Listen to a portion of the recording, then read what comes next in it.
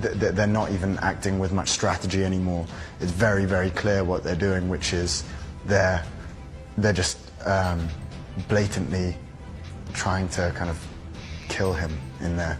They just want to keep him in there as long as possible and hopefully just silence him.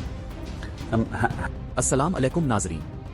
आज की खबर सिर्फ एक सियासी खबर नहीं, बल्कि एक बाप की जिंदगी, एक खानदान के खौफ और एक ऐसे शख्स की हालत से मुताल्लिक है जिसने कभी पाकिस्तान की नुमाइंदगी दुनिया के सामने की थी। सबसे ज्यादा तशवीशनाक बात यह है कि इमरान खान के बेटे ये कह रहे हैं कि उन्हें खदशा है कहीं उनके वालिद को जेल में ही खामोश न कर दिया जाए। ये एक बहुत बड़ा इल्जाम है और उसकी आजादाना और शफाफ तहकीकात होनी चाहिए, क्योंकि अगर एक साबिक वजीर आजम के बेटे दुनिया के सामने आकर अपने वालिद की जिंदगी के बारे में खौफ का इजहार कर रहे हैं तो इस सवाल को नजरअंदाज नहीं किया जा सकता। सुलेमान और कासिम खान ने अपने वालिद की जेल की सूरत हाल, तन्हाई, तिब्बी सहूलियात और मुलाकातों पर भी तशवीश जाहिर की है।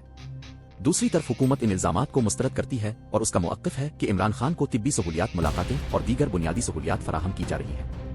लेकिन असल सवाल यही है, अगर सब कुछ ठीक है तो फिर इमरान खान के खानदान को अपने वालिद की जिंदगी के बारे में इतनी शदीद तशवीश क्यों है? और अगर इमरान खान की सेहत वाकई खतरे में है तो फिर उनके इलाज, तिब्बी मुआयने और अहले खाना से मुलाकात के मामलात मुकम्मल शफाफियत के साथ क्यों नहीं किए जाते? ये वक्त सियासी बहस से बढ़कर इंसानी हुकूक और इंसानी जिंदगी का सवाल बन चुका है।